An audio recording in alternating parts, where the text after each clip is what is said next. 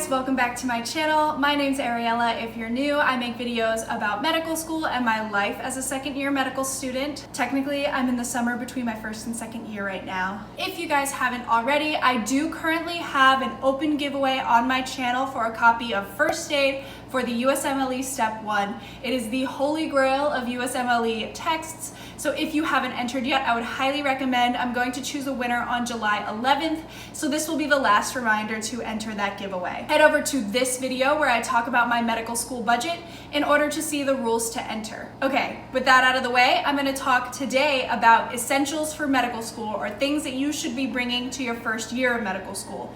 And in addition, I'm also going to be talking about things that, in my opinion, maybe you shouldn't bring to first year medical school that some people recommend. Quick disclaimer, this is obviously going to be very personalized. Things that medical schools require vary between each med school. Also, what you personally decide to bring is definitely going to vary based on what you like, but these are just my general recommendations for what you should do. So I'm going to start with the things that I think you definitely should or shouldn't bring to your first year of medical school. The first thing to note is that you will likely need some amount of professional attire, whether or not that's an entire business professional wardrobe, or if it's just a couple items to help get you through first and second year. So my entire orientation week was business casual, but this is definitely going to vary depending on the medical school that you go to.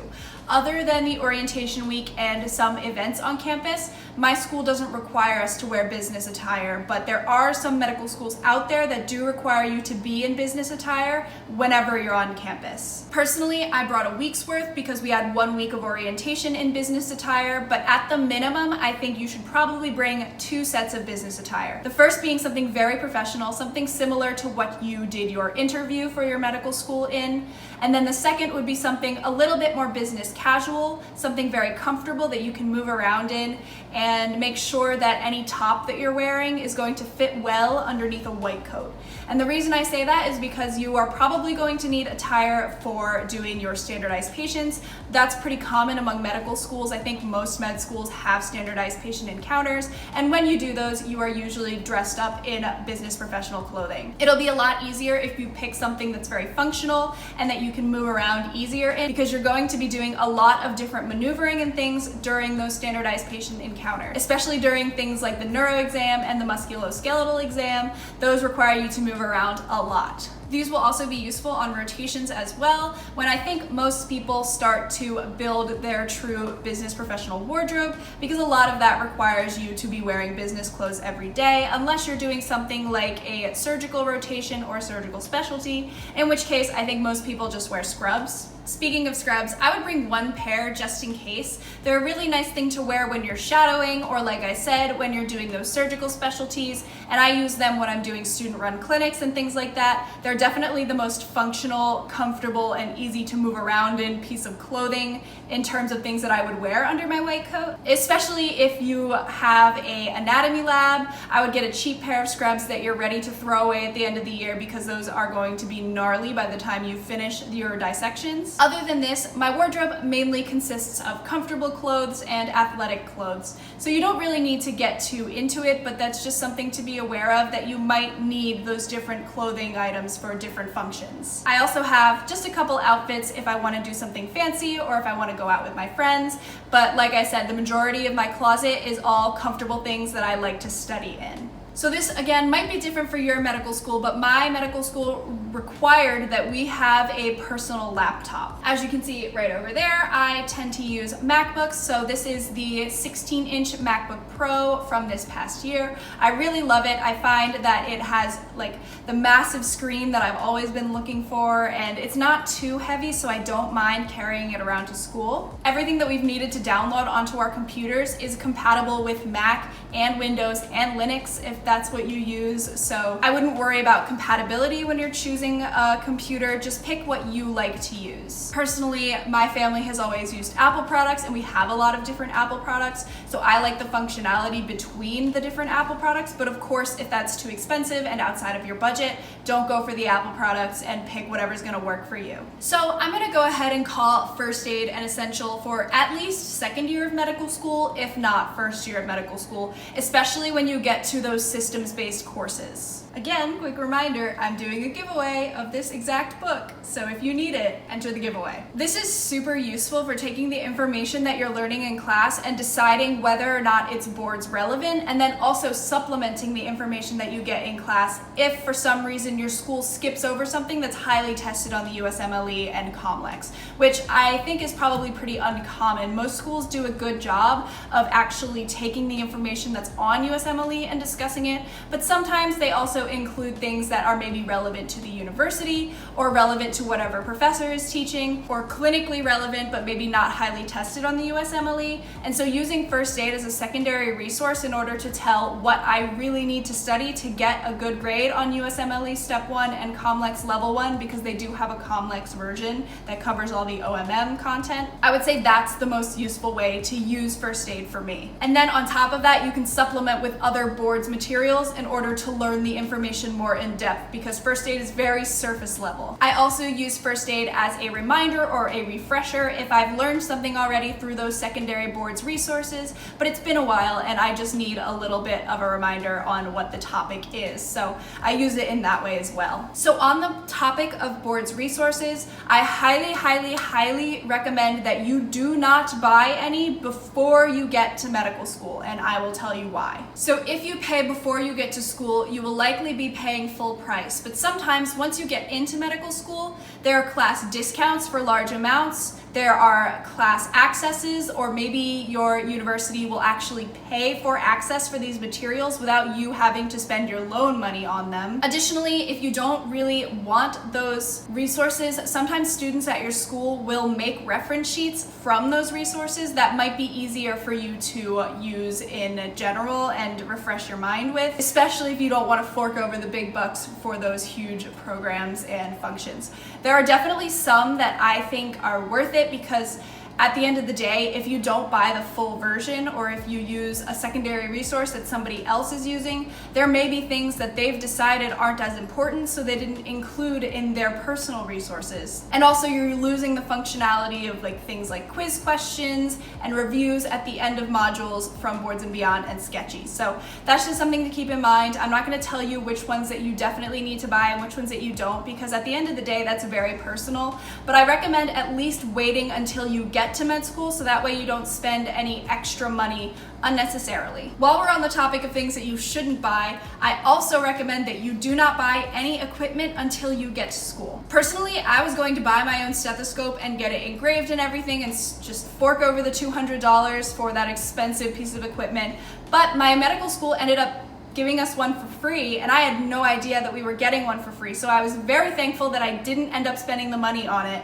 I would highly recommend you wait to buy any equipment until you get to school. Also, upperclassmen may be willing to sell their old equipment, because once you get out onto the wards, you don't actually need a lot of the equipment. A lot of that is built into the room. That's something that's pretty common on rotations, and so if you bought an ophthalmoscope and an otoscope your first year, you will likely end up selling that to an underclassman fourth year, because you don't really need them. So I was able to score my otoscope ophthalmoscope from an upperclassman at an extremely discounted price, and I was really excited about that. So don't buy any equipment until you get there. Another thing that's a big no-no on spending money for me is textbooks. Never buy textbooks full price. For me personally, I never buy textbooks in general. I don't use them. I would much rather download a PDF and be able to annotate it on my iPad, or use a virtual version given to us by the library that we can access anywhere as long as we have an internet connection. If you really truly are a person who likes to have physical textbooks,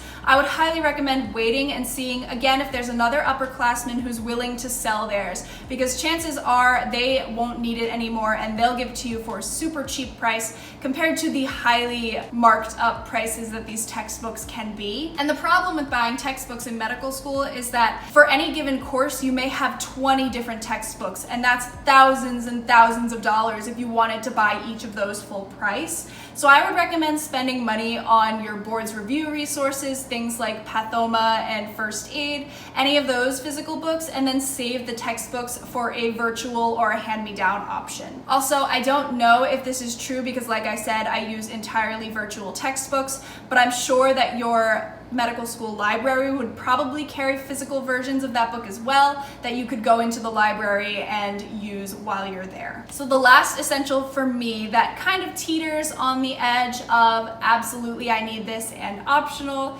is the Anking deck. So I would download Anki and start the Anking deck from day one. And I know this is going to vary between people. I know a lot of people are not really into note cards and not really into Anki, and you kind of have to figure it out as you go, but I really wish that I had started right from the beginning. From day one of medical school, I wish I had started. At the end of the day, you really need to decide what's best for you, but I would highly recommend trying out the note card method because it has improved my performance in med school extremely. My long-term retention is really skyrocketed lately, and I really attribute that to using the Anking deck regularly. Of course, right now it's summer, so I slip up, but once I get back into medical school, I think I'm going to continue doing my daily reviews and new cards. And the nice thing about the Anking deck is if you use the pineapples version, I'll try and link the Reddit forum where it is down below, but if you use that version, it's tagged with all the different boards resources. So if you're reading something in a boards resource, you can go to the exact cards that are based on that boards resource and test yourself immediately. I'm not an expert at how to use this yet, but I definitely would recommend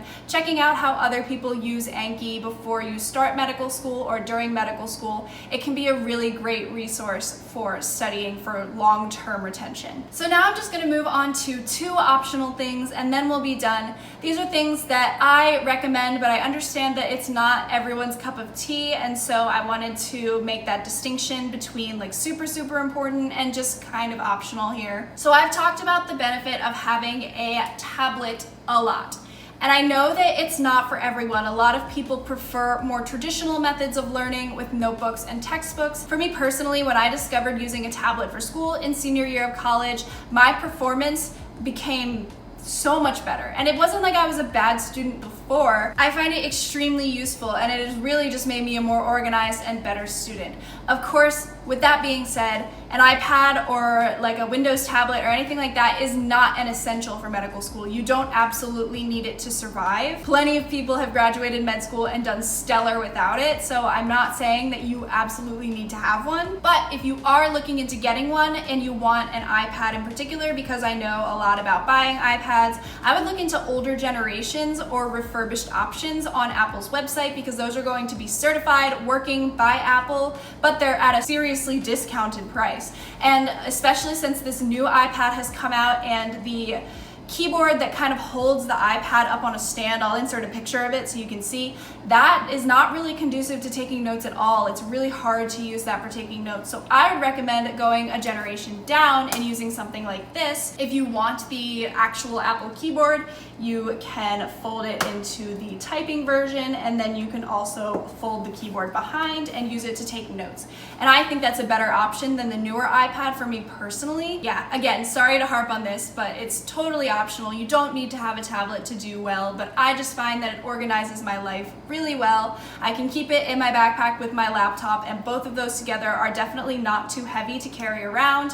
But I mean, I bring a lot of stuff to school when I go every day. I always bring my lunchbox and my blanket and all my stuff, and I still don't feel like I'm totally overburdened. This is definitely one of my favorite things that I've used first year. Also, you can sync Anki cards between all your devices. So if you download Anki for iOS, which does cost money unfortunately, but I would recommend doing that because you can sync them between your iPad and your laptop. So maybe if you go on a trip and you don't want to bring all your huge electronics, you just bring the iPad and you can easily sync through your Anki account online, so that way there is a record of all the cards that you've done and you don't get mixed up between the two devices. So the last thing that I would call like an optional essential are multiple chargers for all your different electronics that you're using in med school. So you definitely could unplug all your chargers from your desk and bring them with you to school every day if you like to study at school, or bring them with you to a cafe or whatever. But I find it much easier to just have a portable charger in my backpack for my phone and an extra laptop and iPad charger, so that way at any given time I can have all my devices device is charging wherever I am without having to remove the chargers that I keep at my desk, especially since my desk is kind of big and bulky, the normal one that I use with the crank to make it a standing desk. It would be kind of annoying to crawl down there and unplug things every day, and yeah, maybe I could optimize it so that I have enough chargers, but now that the iPad and the Mac use USB-C chargers, it is so much easier to just buy a couple cheap knockoff extras and have them with me so that I don't have to change my setup every time I want to leave my desk. So if you're a home studier, maybe this isn't a big deal for you, but I like to study basically everywhere except home, so this is what I like to do.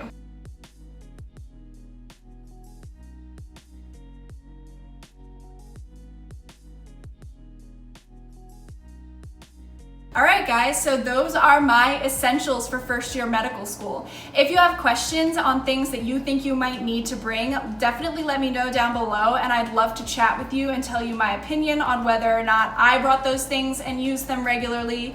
And if you like this video, please subscribe and give it a thumbs up. It means so much to me, and recently I just hit 1,000 subscribers. I know I keep saying it's crazy, but I legitimately never thought that any of this would go anywhere. I was just playing around with my phone and I loved editing, and so I wanted to give as much advice as possible to people who were like me, who were confused when they were coming into medical school and maybe unsure because they weren't like a 4.0 perfect GPA, perfect MCAT score student. Every day I'm learning that it's okay to not be perfect in life and in medical school and in everything that you do, as long as you're trying your best. And I'm trying my best here on YouTube, and I'm so glad that you guys enjoy it and you find my content useful. Thank you so much, and I will see you guys in the next video.